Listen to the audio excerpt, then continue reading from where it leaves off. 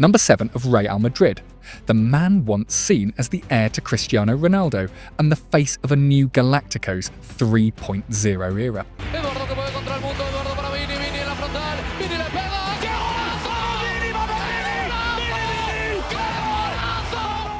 Vinicius, the rising star of Real Madrid, flying at the moment. You cannot catch him. Scoring goals for fun. Who needs Mbappe? They've got Vinicius Júnior. The number 1 contender for the Ballon d'Or. In my opinion, the best player in the world at the moment. He is absolutely unreal at times. Vinícius Júnior has established himself as the best player on the planet. Vinícius Júnior deserves 100% now to win the Ballon d'Or. In 10 finals he's been at Real Madrid, he's won 9. He's going to be the first Brazilian since 2007 to win the Ballon d'Or. And I hope in Copa America he shows up and he becomes the best player in the tournaments ahead of Lionel Messi with Argentina. He's got to go bold and he's the leader of this Brazil national team squad. People used to fear the very mention of Vinícius Júnior because of his blistering pace, dazzling technique and incredible goal-scoring instinct. Junior right now, when he focuses and concentrates on playing the game and displaying his talent, the special talent that he is world-class. He is at an elite level. When he concentrates and focuses on fighting with everybody else, he comes back to the crowd. But when he's all about playing, there's no stopping him. Obviously, very soon he started to play, and a lot of people laughed with him because of missing goals and so, but you could see it's something special, and I thought he was going to be good, but I didn't expect him to be that great. ¿Con Mbappé o con Vinicius? Vinicius. Con Vinicius. Y eso es, pues, sálvese quien pueda. Corre el triple que yo. Eso es, pues, intentar agarrarlo, intentar que hacer tiempo para que llegue uno que corre más y te ayude, porque si no estás liquidado. But now, people just see him as a drama king with sky-high wage demands and an empire collapsing the moment Kylian Mbappé stepped in. We're talking about bad Vini. We're not talking about how good he was in the game and how good he was in the first half and how he was taking players on and how he was creating opportunities and how he was taking advantage of the 1v1 situations. All of this, now we're talking about your behavior, not your playing. See, now the conversation is not about your playing. Now the conversation is about your behavior, about what you said, what you didn't say. You are doing yourself, Vini, you are doing yourself harm. You are harming your career, you're harming your image that you worked so hard to build. No longer the centre of the team. Now, whenever he speaks, the story doesn't stay within football. It turns into controversy. Vinicius is the star of La Liga of the future. He's, on the way to becoming the best player in the world. If this guy is calling Spain a racist country, which is what he did, and calling your league a racist league, and implying, as he did at the end of that statement on Instagram for Vinicius, he said, "I will keep fighting the racists, even if it's far from here," which is an implied threat saying, sort this out or else. When that's happening with your most kind of valuable asset as a player, you need to sort this out. And what the hell really happened with Vinícius Júnior? What changed? Is Vinícius truly being targeted? Or is the way he reacts pushing everything out of control? Vinícius Júnior's problem isn't that he's playing poorly. In fact, he still delivers explosive performances, still gives the feeling that he can decide a game with a single run.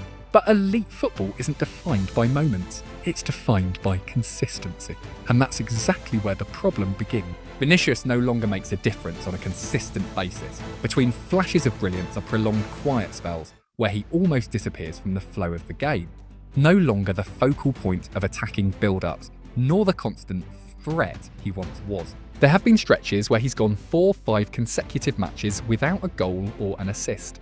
For a player who used to be the centrepiece of Real Madrid's system, that's not just a statistic, it's a signal. Because a player a system is built around cannot afford to disappear for that long, when it happens, the conversation is no longer about form, it's about role.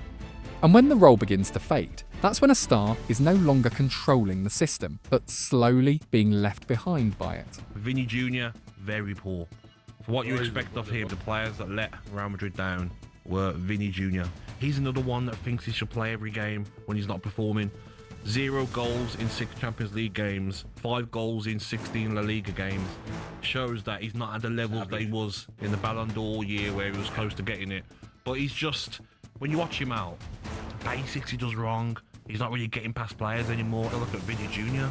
He's got that ego, like he thinks he's the superstar, but he's not putting in performances. Looking at Vinícius' current disappearance, the concern becomes obvious. Why?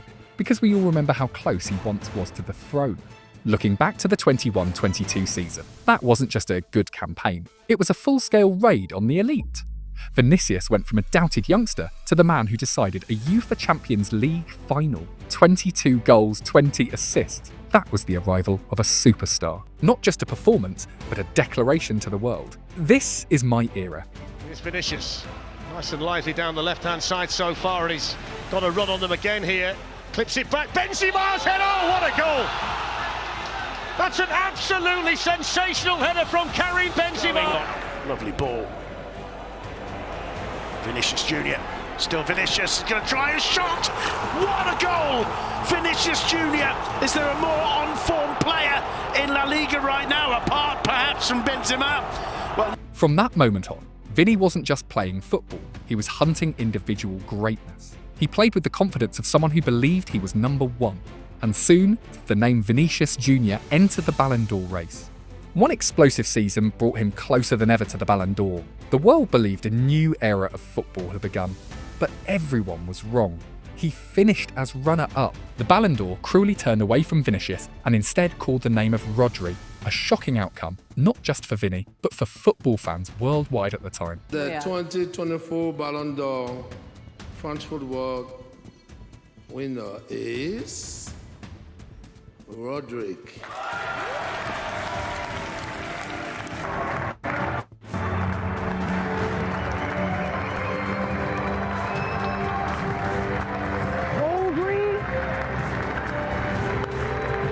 O vencedor da bola de ouro 2024 é...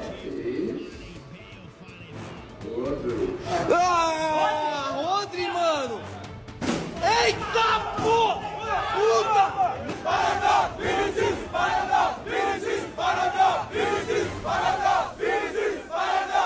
In my opinion, he deserved to win the Golden Ball. It was unfair, in my opinion. I say here in front of everybody. They give to Rodrigo. He deserved to, but I think they should give to Vinícius because he win the Champions League. They scored in a final goal. The other issues for me is not important. When you deserve, you should give who deserve. He stood right at the entrance of football's Temple of Legends. Missing out on the Ballon d'Or was a disappointment, even a setback, but Madrid and the world still believed his dominance was inevitable. Even he believed he would return 10 times stronger. This was no longer about potential. This was a king waiting to be crowned.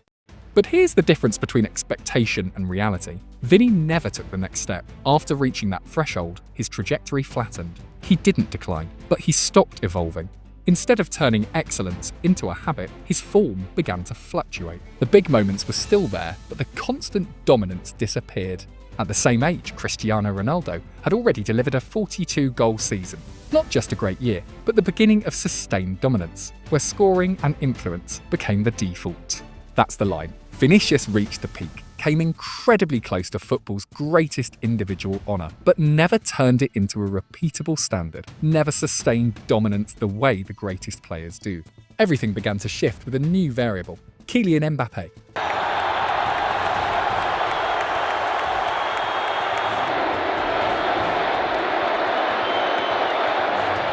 Va a ser 1, 2, 3 y vamos a decir juntos a la Madrid, como una gran familia. 1, 2, 3, a la Madrid! When we knew that Mbappe was going there, how is he going to balance that team? Nathan, is there not, aside from Vinícius Júnior, is just saying, wait a minute, why am I the one that has to sacrifice my best position? Because I've proved that I am one of the best players in the world here at Real Madrid. Look what I did for you in the semi-finals, for example, compared to what Kylian Mbappé did for PSG, where he went missing. Let's be clear, this isn't a drama about clashing egos in the dressing room.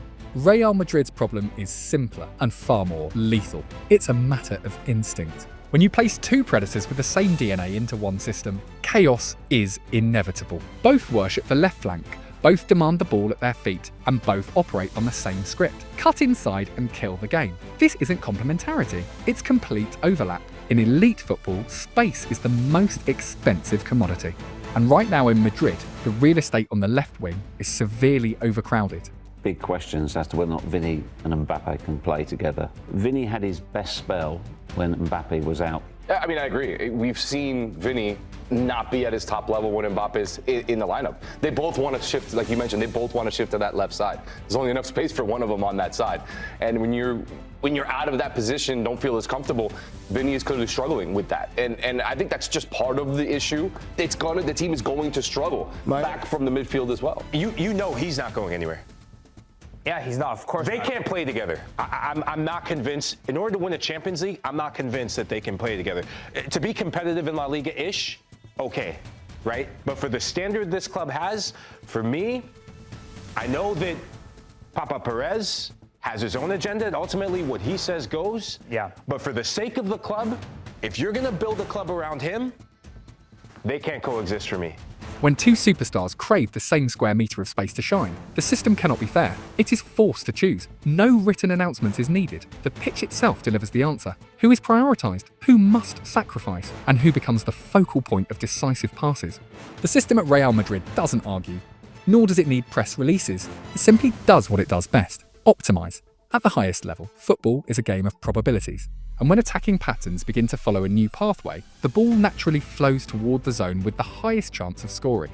This isn't emotion, it's a new order built on pure efficiency. You still see Vinícius Júnior on the pitch, you still see the touches, the runs, but look closely at the core of the machine. It no longer revolves around him. The decisive passes, the knife-edge moments that once instinctively found Vini's feet are now shifting toward a different coordinate. From being the finisher, the man who dictated the entire game, Vini is gradually being pushed to the margins, becoming just a cog in the system. No one says it publicly, but the way the team functions is an undeniable statement. Vinícius is no longer the centre at Santiago Bernabéu Stadium. He is now part of a new structure, one being reshaped around a single objective: maximum efficiency, regardless of the cost, even if that cost is the dimming of a star. When influence shrinks, a superstar's survival instinct kicks in, and with Vinícius, it triggers an unavoidable chain reaction. He begins to fall into the trap of overcompensation, holding onto the ball longer, becoming more elaborate in one-on-one situations, as if trying to reclaim control, a kind of authority the system no longer hands to him by default. He is no longer playing within the rhythm of the team. He is playing to resist being forgotten.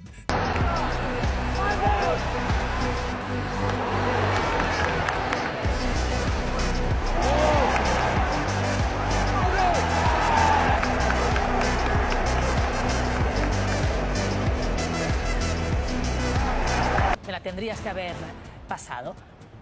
Bueno, pues cuando lo ve Vinícius, le mira y le dice: ¿qué quieres? ¿Qué quieres? Que se calle la boca.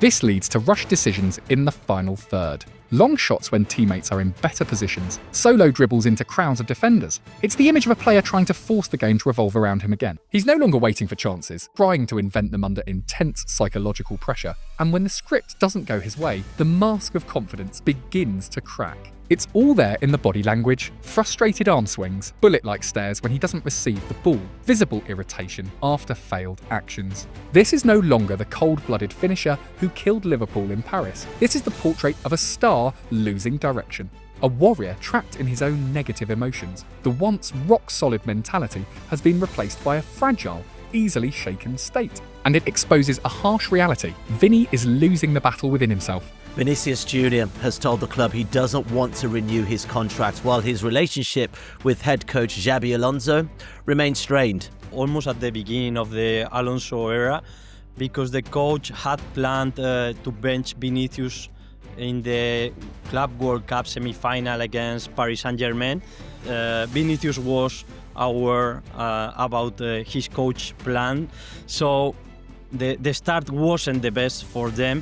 And then you just have to take a look to the statistics. He has been benched 4 times, something that it's really unusual. This is the current situation, which is far from ideal. He thinks and he feels that he should be treated like, for example, Mbappe, meaning he should be always a starter. When the cracks on the pitch aren't repaired, they begin to spread like a virus beyond the touchline.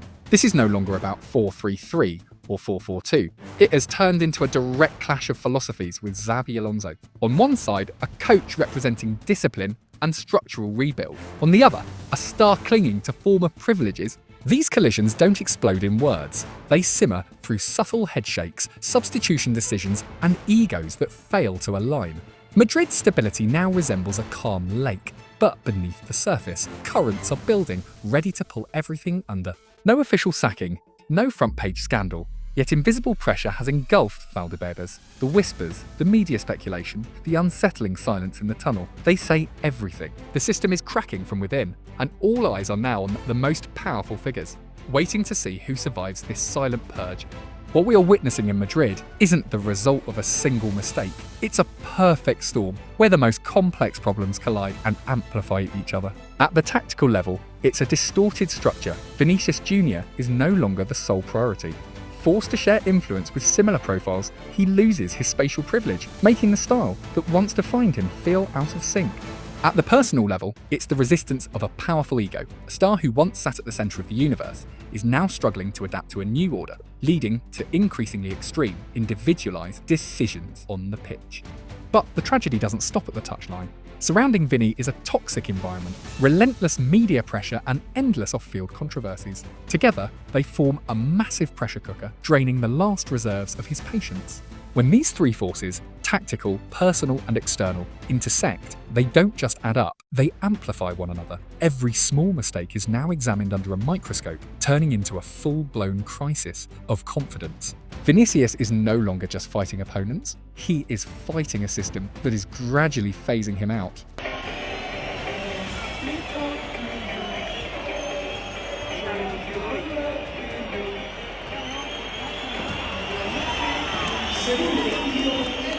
We have to talk about how disrespectful Vinícius was.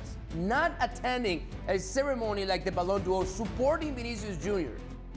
And this is the way you are repaying the confidence of the club? Disrespecting the manager? Disrespecting your teammates? I'm done with Vinícius Júnior. I'm done. He's not a victim, he's a protagonist. He's the reason we're talking about this. Again, we're talking about Vini Jr. and his attitude.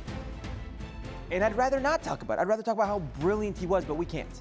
In this dark picture, external pressures are no longer abstract. They are measurable, painful realities. La Liga has recorded a series of racist incidents directly targeting Vinícius, from insults in the stands to outright hostile acts. These are not isolated events. They resemble a systematic psychological assault. Vini isn't just playing against 11 opponents, he's competing in a toxic atmosphere where hostility can erupt at any moment. That pressure is real, and the cost is psychological stability. However, the situation becomes even more sensitive when his reactions spark divided public opinion. Two narratives now exist in parallel. One sees a courageous victim standing up against injustice. The other questions his on-pitch behaviour as excessive. This intersection has turned Vinícius into one of the most polarising figures in modern football. He is no longer just a player. He is the centre of an ongoing debate about the line between self-defence and loss of control at the highest level.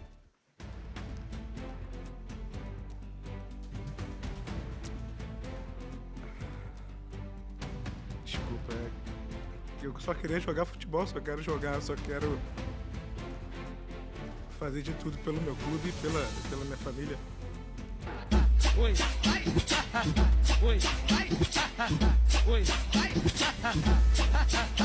Vinícius is not the only issue, but he is the one most affected by the reshuffling of pieces at Real Madrid.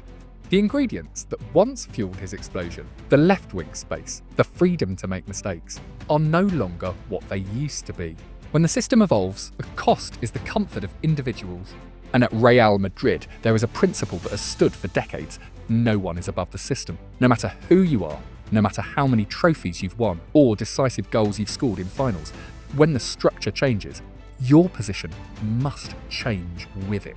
Real Madrid never stands still waiting for an individual to catch up. It always moves forward, even if it means leaving its stars behind. This doesn't erase what Vinícius has contributed, but it redefines his harsh reality today. Your value is not in your past. In Madrid, your value is measured by how much you still fit into the machine right now. Vini was once the centre of the universe. Now, he must learn to adapt or accept being left behind by the system. If you enjoy our video, don't forget to hit like to help this video reach to other football lovers, and hit the subscribe button to follow for more interesting videos about football stories. See you in the next video.